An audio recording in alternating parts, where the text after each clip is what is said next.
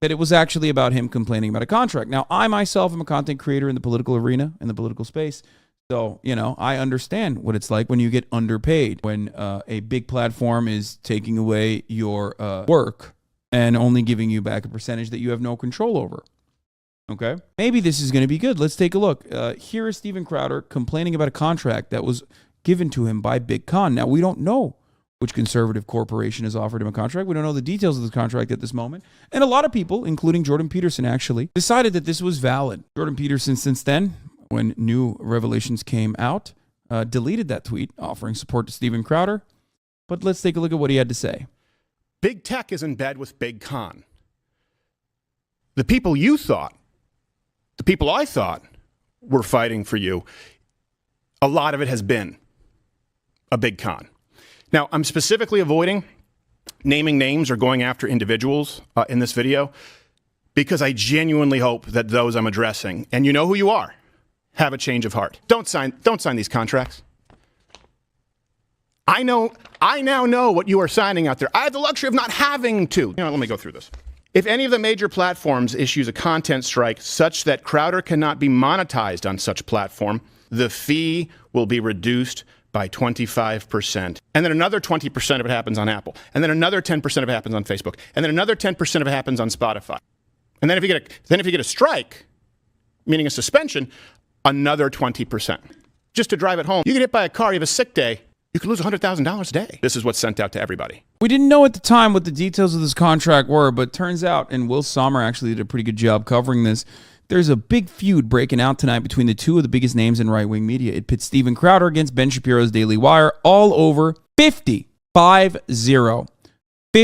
million that Steven Crowder was offered as a first round of negotiations, which implies that it was going to go up higher over a 4-year contract that he found so offensive that Crowder leaked the terms of the offer. Now, yesterday, Crowder, newly independent and trying to build his own media company, released the terms of the deal without naming Daily Wire. Crowder made this out to be a big whistleblower moment, urging his fans to fight Big Con and join his email list, of course.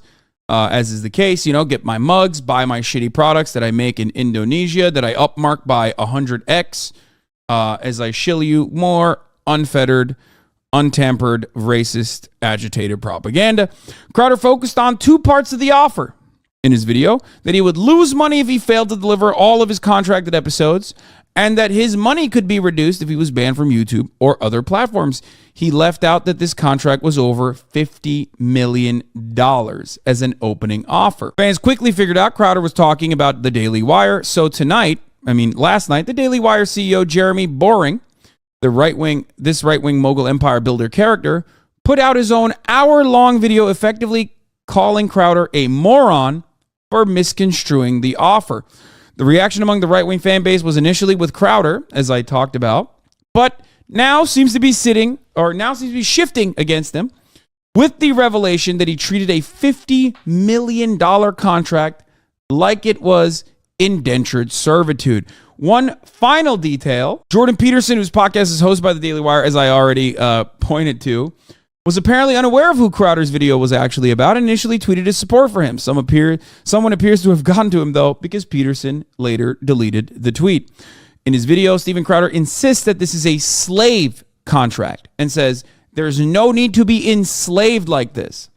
Then the Daily Wire revealed this slave contract was for $50 million over 4 years, 4 weeks off a year, and Crowder never working Fridays. Not a bad deal. Now, as someone who makes a lot of money and is a political commentator, I will tell you this much. I think it's more so that Crowder feels that his autonomy is being taken away from him in this contract, and that's most of his concerns. Okay, I'm going to be as charitable as I can to Steven Crowder, thinking about Steven Crowder like he is not Steven Crowder, but instead a human being who is worthy of $50 million for a brief moment, just for the sake of this argument. Ultimately, one of the funniest parts about this is the reality that there is a racism clause in the contract. Steven Crowder is understandably upset. I mean, we're not talking about his indentured servitude complaints because that's hilarious, okay? But what is funny about this is that because he is famous for racism and because that's his output, that's his content in general, he is noticeably frustrated by the fact that he's like, you want me to do racism for you, Daily Wire, under the Daily Wire banner, but you are also simultaneously telling me that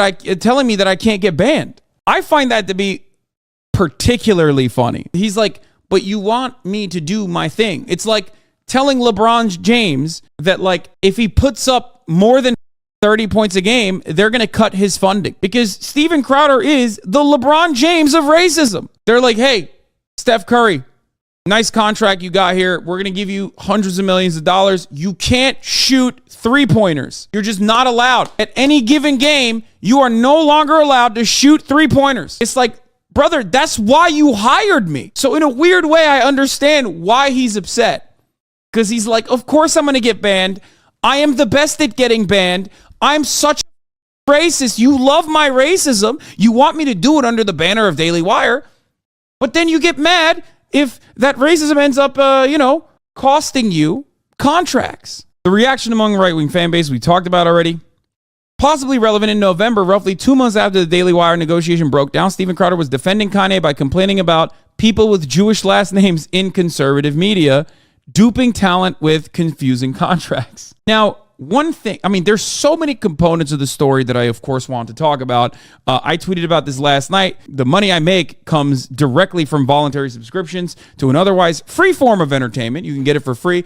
Not only that, but you can even use it for free as the IP is released.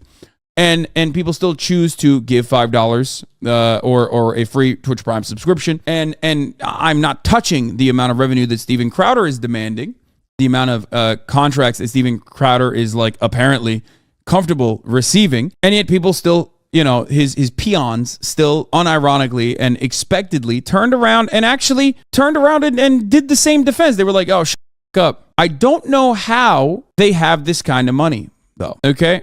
I don't know how. I do not understand how the Daily Wire franchise has this kind of money. My expectation is that oil barons, like the ones that started the Daily Wire with a $4.7 million investment back in 2015, are continuously pumping them full of funds, because there is no way you can give Steven Crowder $50 million, a $50 million over the course of 4-year contracts. Like, you just can't do it. There's no shot. That is CNN money. Even if they are making $100 million a year, which I think is a really high amount, offering 50 just to buy out the other competitor, I guess, and put them under their banner, that's insane. There has to be some nefarious, nebulous ways that these guys are getting funded. Anderson Cooper makes $12 million a year, by the way. Under this contract, Crowder would make $12.5 million a year.